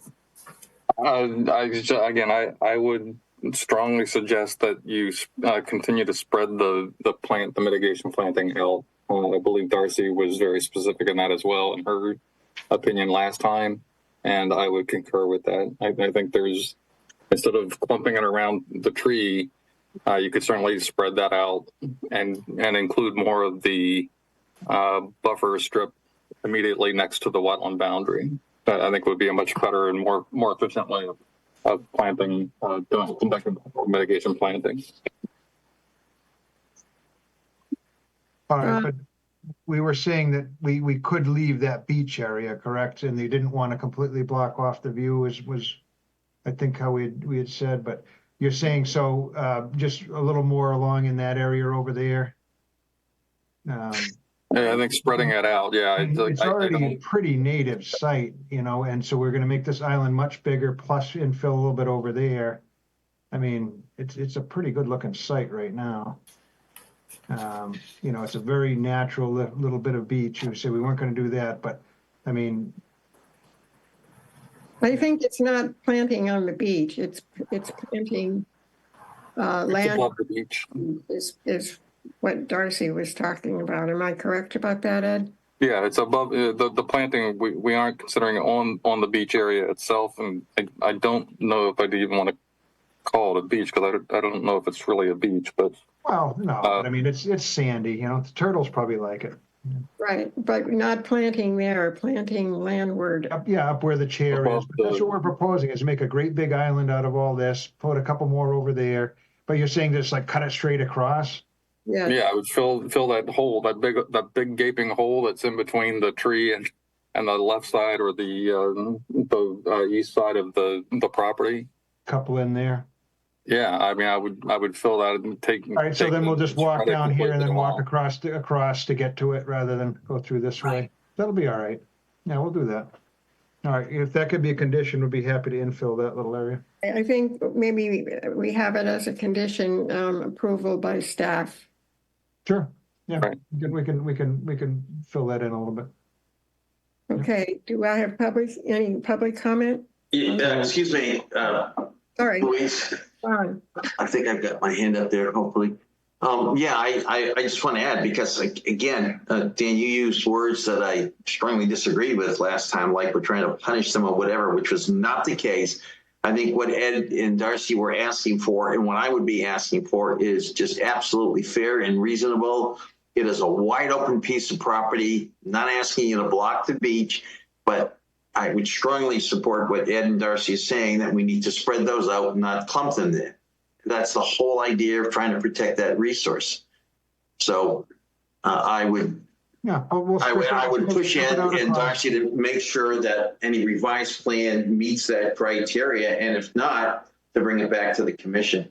No, of course, yeah, no, I Thank get you. it. I thought we were close before, and this would certainly tip the scale, but I understand that if you want a literal all across, Great. you can do that. Thank you, sir. Thank you. Great, all right. Did I ask for public comment? Seeing none. Okay. So do I have a motion to approve the proposal as described on the plan? No, ma'am. No. Not at all. On receipt of a revised plan. I haven't. Okay, sorry. I haven't finished my motion yet.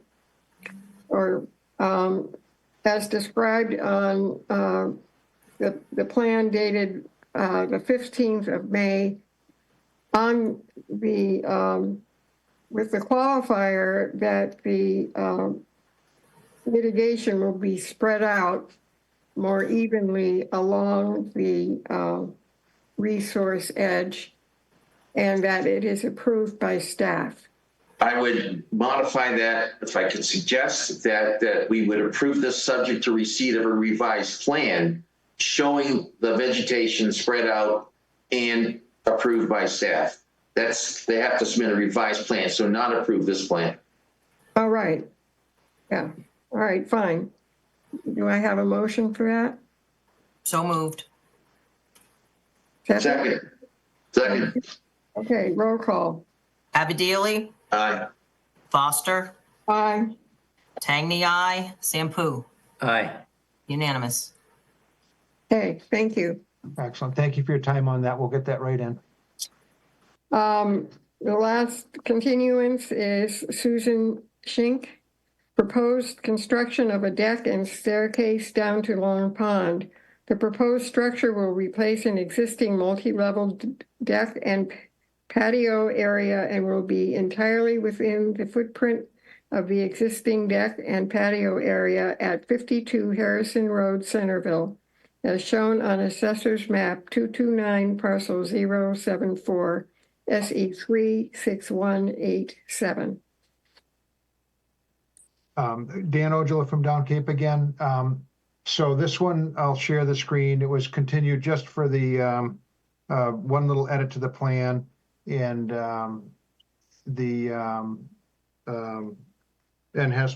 which we did receive the no take, no impact letter.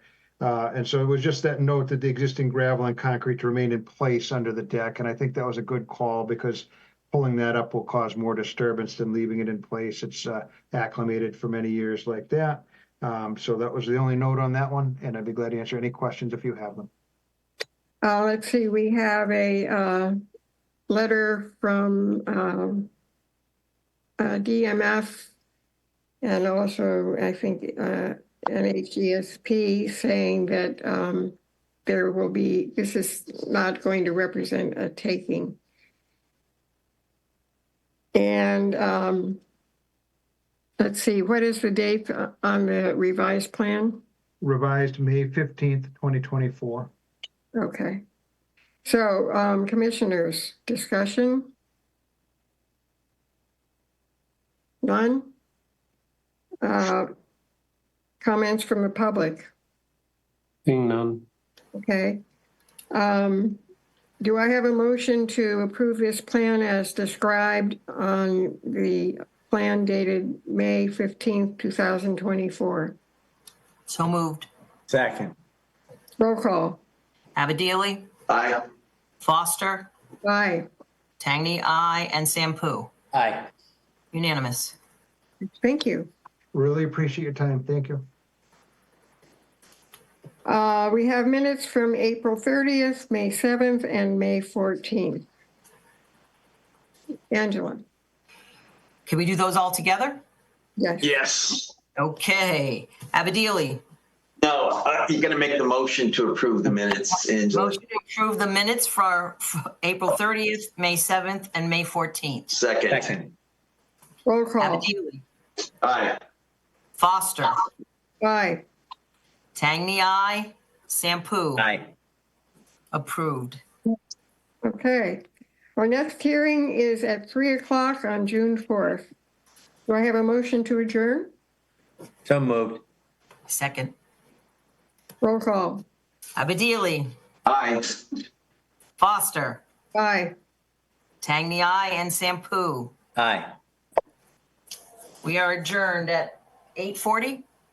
Okay, thank you and good night. Good night. night.